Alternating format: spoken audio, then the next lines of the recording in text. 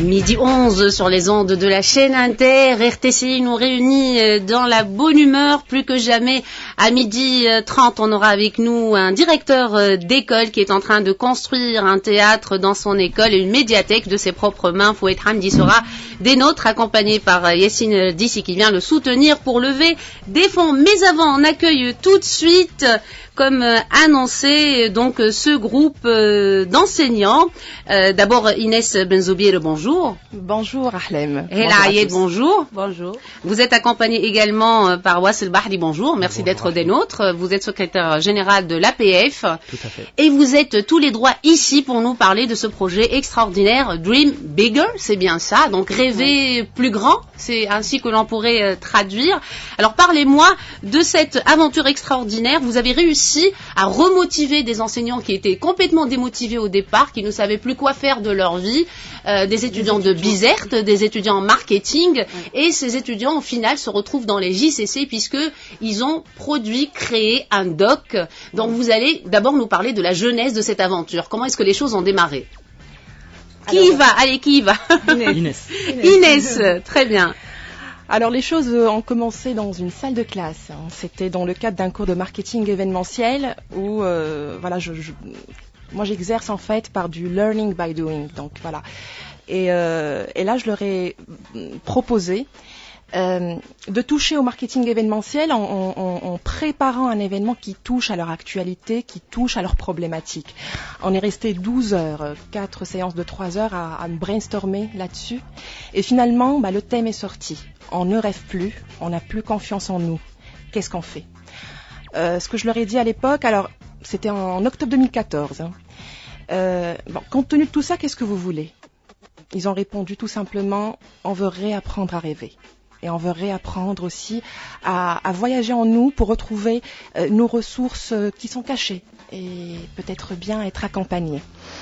Au départ, cela ne faisait pas véritablement, je dirais, partie des objectifs de votre cours, puisque les enseignants arrivent avec des objectifs, ce qu'on appelle la liste des objectifs, et sont tenus comme ça, finalement, de les concrétiser, ces objectifs. Vous vous êtes éloigné de cette liste d'objectifs. Pourquoi? Parce que vous avez vu qu'elle ne répondait plus tout à fait à leurs attentes, qu'il n'y avait pas de réactivité? Nos cours, on a quand même une grande marge de manœuvre, il faut dire. Il y a des objectifs pédagogiques, ça c'est sûr, mais il y a des objectifs d'apprentissage, d'application, de toucher aussi à la réalité des choses. Et puis, comme je vous ai dit, c'est d'apprendre en pratiquant. Donc, et d'une autre manière. Et d'utiliser ce qu'utilisent les entreprises aujourd'hui en formation continue, c'est-à-dire tout ce qui est les nouvelles méthodes comme comment dirais-je, tout ce qui est team building, tout ce qui est expérimentation, tout ce qui est démonstration. Donc on peut utiliser d'autres méthodes pour arriver aux mêmes objectifs, mais différemment, et peut-être on vole plus haut, et du coup on est au JCC. En fait, je pense que les objectifs ont été atteints.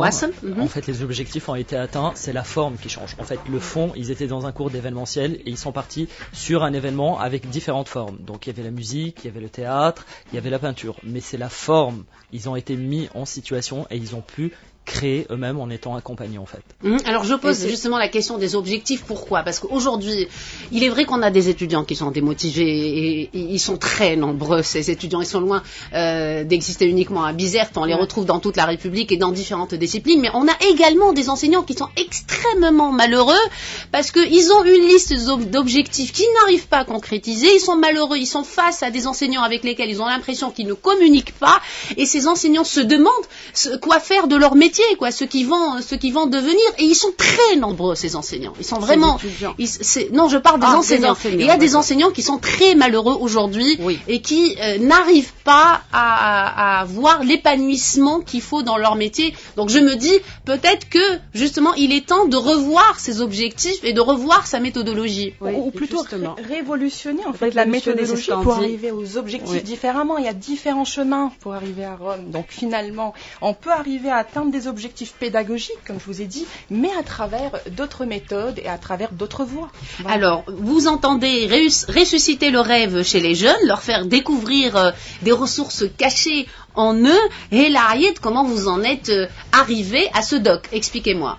En fait, moi, j'ai travaillé avec eux sur l'atelier théâtre, plus exactement. Donc, dans cet atelier théâtre, on a commencé à apprendre les ABC, à se découvrir déjà en tant que personne sur scène. Une personne qui monte sur scène, c'est une personne qui se transforme. Déjà. Vous-même, vous êtes enseignante et comédienne. Oui, je suis comédienne, voilà. Et puis j'ai essayé de leur transmettre justement ce que j'ai pu avoir comme connaissance sur le théâtre à l'école, enfin à l'Institut supérieur de commerce et comptabilité. Je leur transmets mes connaissances en marketing, mais aussi les connaissances en théâtre. Et donc c'est comme ça que ça a commencé. Et justement, je voulais découvrir avec eux ces ressources cachées. Et ces ressources ont commencé à apparaître petit à petit. Et même le moment théâtre qu'on a mis ensemble, qu'on a mis en scène, qu'on a filmé. Ensuite avec Abdelhamid Bouchner, etc. Et en fait, c'est un moment qui part, t'as le texte, aussi bien le texte, tout part des étudiants, c'est-à-dire que c'était caché. Et voilà. Et on a un résultat qui est magnifique, qui est juste magnifique. Alors, absolument magnifique, une expérience humaine très riche, la création de 3 œuvres artistiques en 3 mois, si j'ai bien compris, une chanson, une fresque et une performance théâtrale. Je vous propose tout de suite d'écouter la chanson, justement. Est-ce qu'elle figure dans le doc? Oui. Très bien, on va écouter tout de suite cette chanson. Elle a été écrite par les étudiants? Non, alors elle a été écrite et composée par Amir Bouzarbeya, qui est leur coach musique et chant en fait. Et interprétée par les étudiants. Par les étudiants eux-mêmes. Et certains invités. Et des invités. Très bien. Que Lotfi Bouchner, Saous El Maalj. Formidable. Alors on l'écoute tout de suite. On écoute la chanson tout de suite. Amal Chérif, oui.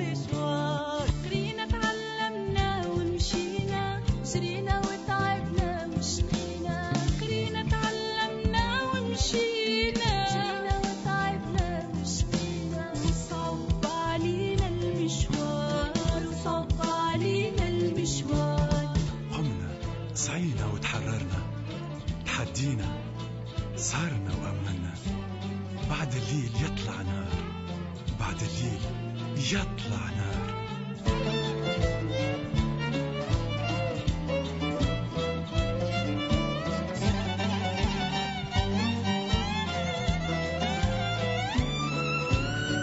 غدوة بالنوار يجينا جنحنا كرنا غنينا غدوة بالنوار يجينا جنحنا كرنا غنينا نغني بالروح اللي فينا نغمة عصفور المنيار نغني بالروح اللي فينا نغمة عصفور المنيار فكرة صغيرة حلمة كبيرة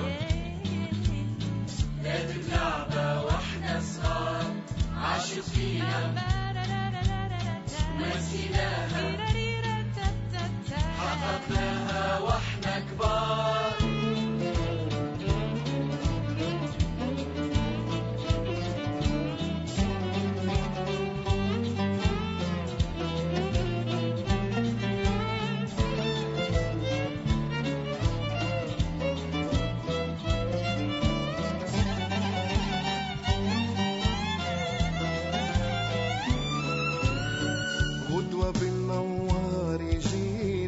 جنحنا اطرنا وغنينا غدوة بالنوار يجينا جنحنا اطرنا وغنينا نغني بالروح اللي فينا نغمة عصفور المنيار نغني بالروح اللي فينا نغمة عصفور المنيار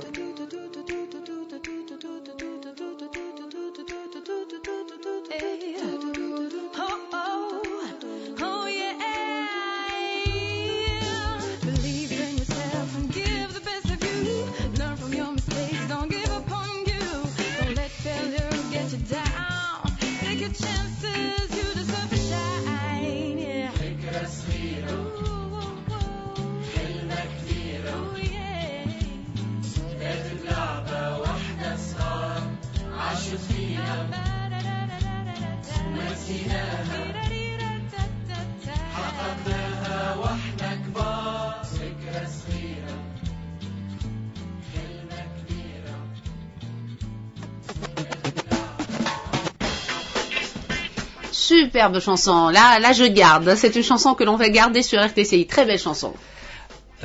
Donc, je voudrais juste revenir sur ce que disait Hela. En fait, il faut comprendre que ces étudiants, en fait, c'est des étudiants d'école de commerce, donc de l'ISCCB, et qui n'ont jamais fait de théâtre, qui n'ont jamais chanté et qui n'ont jamais peint.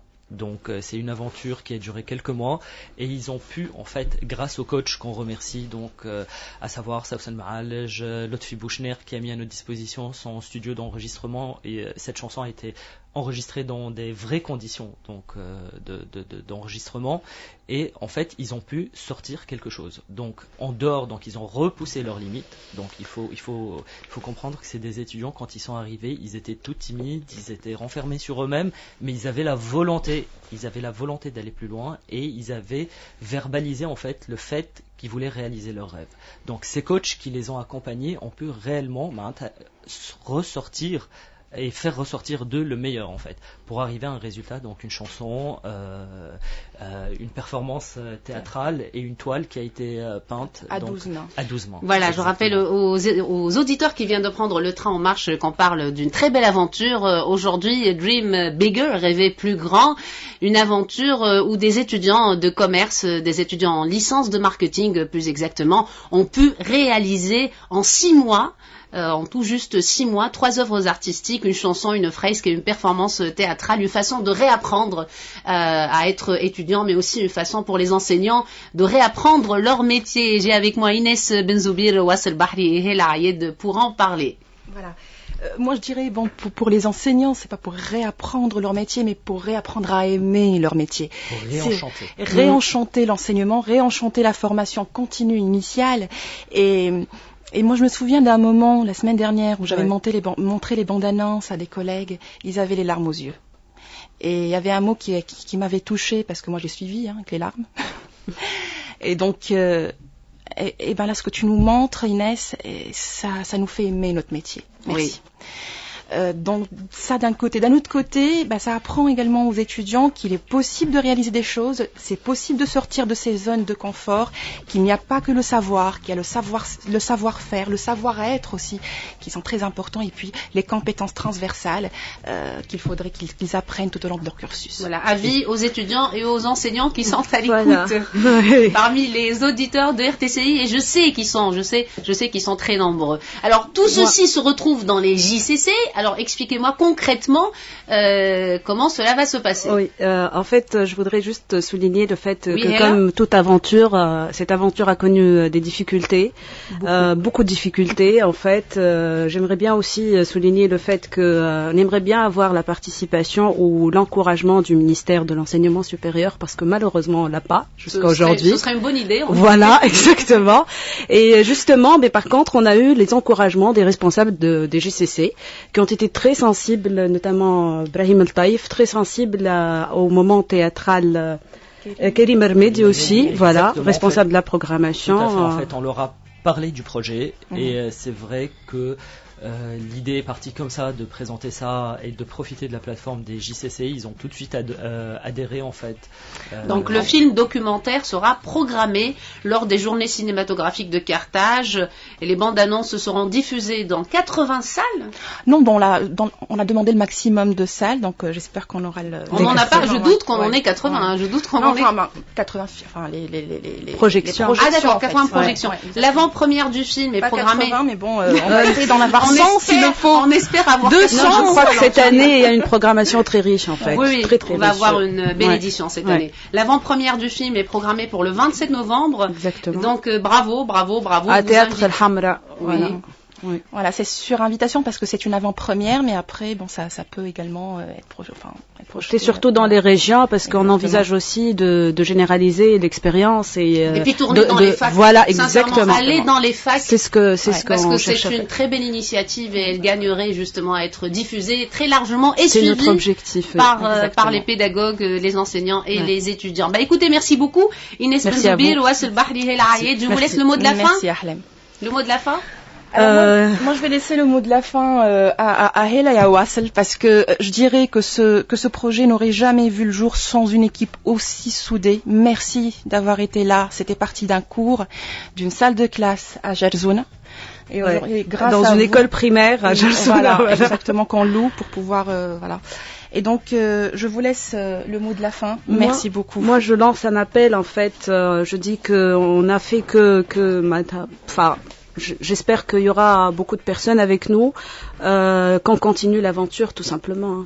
Très bien, que l'aventure continue à rêver. Alors, moi, j'aurais deux messages. D'abord, je voudrais remercier tous les coachs, en fait, qui ont accompagné cette aventure humaine, en fait, qui ont donné de leur temps, de leur expertise, de leurs conseils.